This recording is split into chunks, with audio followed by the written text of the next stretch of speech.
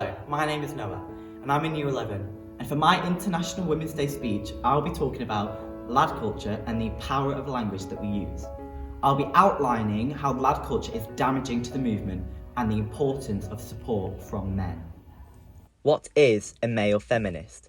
In theory, a male feminist is a true ally to the cause and an advocate for gender equality.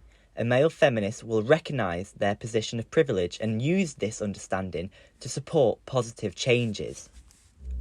For example, in most countries, women only earn between 60 and 75% of men's wages for the same work.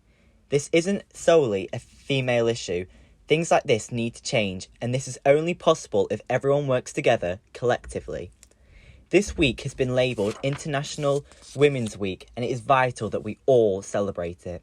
It's not entirely up to women to speak up and recognise the injustices that they unfairly face due to their gender. Lad culture is often a phrase that can get thrown around, but what does this actually mean?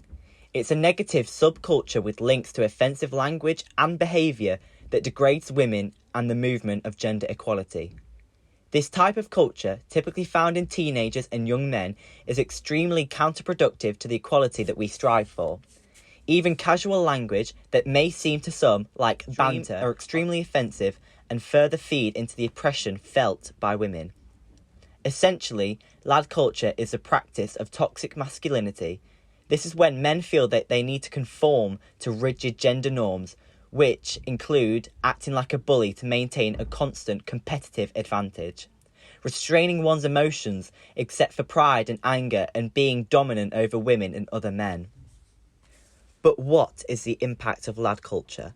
Lad culture always comes with a sense of banter, which generally speaking is sexist or misogynistic, and it's this underlying sexism that is detrimental to what is now becoming normalised in today's society.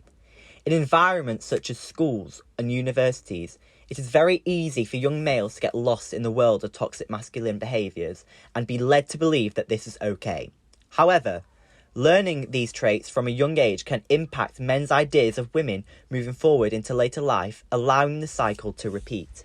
In regards to the male community within a school, there are societal pressures to fit in, and fitting in is something that's existed for centuries. Sticking out from the rest makes you a target, and no one wants to unnecessarily paint a target on their own back. Slowly, male feminists have been seen as weak, and lad culture paints a male feminist to be less masculine, which leads back to the damage of a male ego.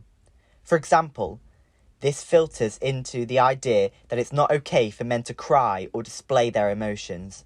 This attack on male feminists makes it harder for people to stand up against the lad culture, particularly in schools. However, it is time we change that. I myself have witnessed the impact of lad culture around me in many different social settings. I often see the way harmful language affects my female friends, and I further find myself questioning how it must feel to be surrounded by such disgusting, yet normalised behaviours. It is this that has led me to strive towards promoting change in the male community. So what can we do as boys and men to support women and help them achieve equality? Educate yourself on feminism. Women's fight for human rights goes back hundreds of years in numerous countries around the world, such as the suffragette movement here in England. Being aware of the issues from history as well as the current issues faced is currently vital when considering ways in which we can fight against inequality. Do not share sexist content or hate speech. Do not share content that belittles or marginalises women or that contains discriminatory language and hate speech. Do not contribute to the repeated production of such discourse. Wherever possible, always use thoughtful and considerate language. Do not be a bystander in the face of violence against women. Do not stay silent on any forms of violence, whether at home, at the workplace, or in public spaces. Violence against women is a crime. Learn about organisations and institutions that you can contact to report and issue complaints when you've witnessed acts of violence. You may feel that you are helpless and cannot do much about gender inequality, especially in the political sense. But if you are prepared to stand up and stand against the use of inappropriate acts and language, It will lift the stigma and cause more people to be educated. With this year's International Women's Day theme being Break the Bias, I aim to support breaking the bias by calling out sexist behaviours and offensive language.